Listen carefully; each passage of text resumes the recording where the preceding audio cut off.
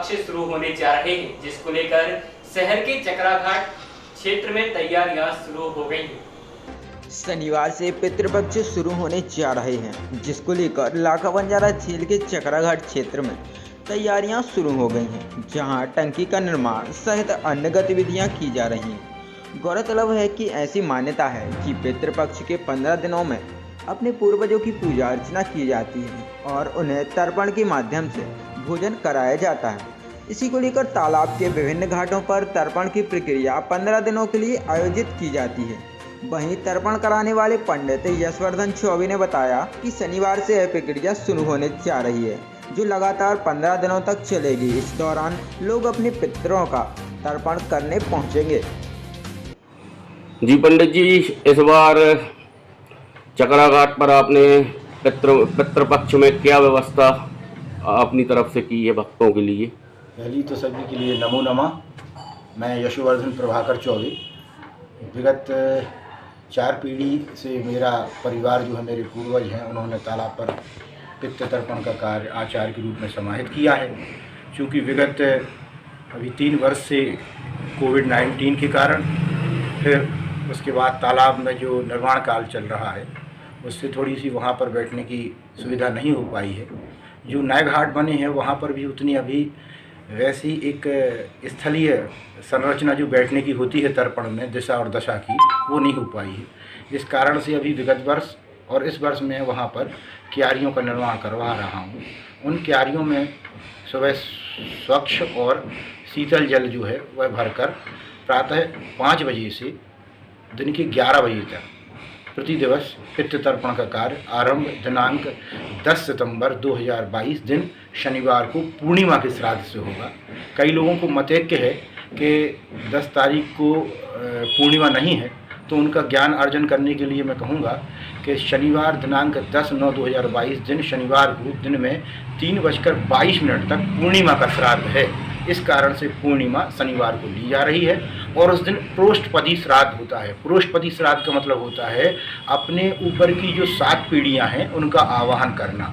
जिस प्रकार से पितृमोक्ष अमावस्या के दिन सभी भूले बिसरे पितरों का हम विसर्जन करते हैं उनकी क्रिया विधियों का, ऐसे ही इस दिन उन पितरों का आवाहन और उनके द्वारा दिए गए दिशा निर्देशों का पालन करते हैं।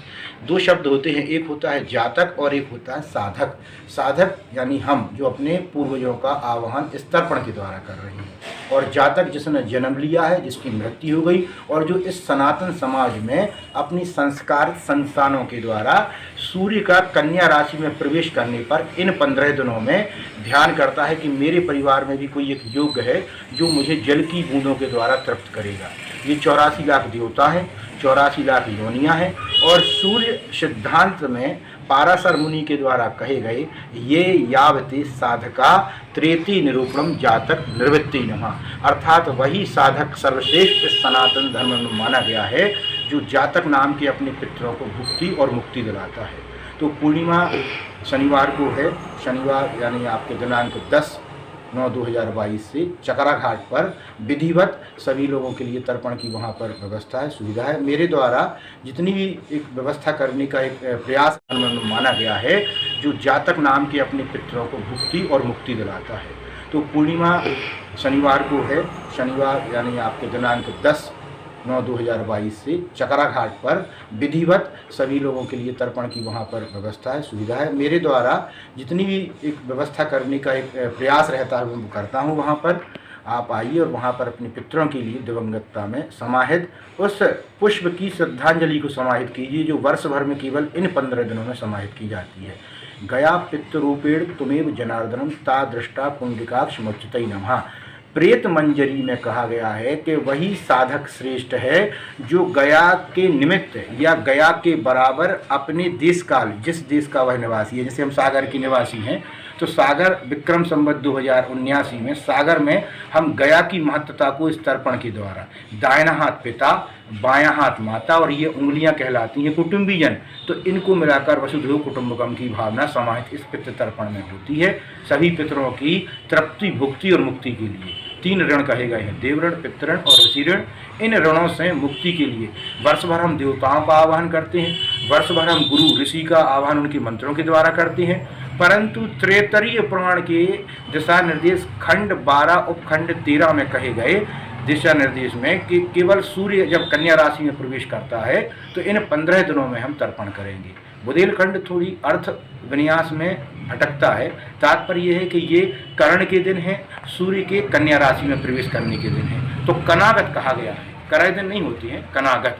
और कर्ण के दिन, वह कर्ण जिसने सोचते समझते हुए अपने पिता की भुक्ति और मुक्ति के लिए अपने कवच कुंडल महाभारत काल के युद्ध में इन्हीं 15 दिनों में उन पितरों को समाहित की और अपने जो रक्त वर्ण के भाई थे उनको उनके प्राणों से बचाया और शत्रु होते हुए भी अपने भाइयों को आशीर्वाद दिया। इस प्रकार से तालाब पर शनिवार से यह कार्य आरंभ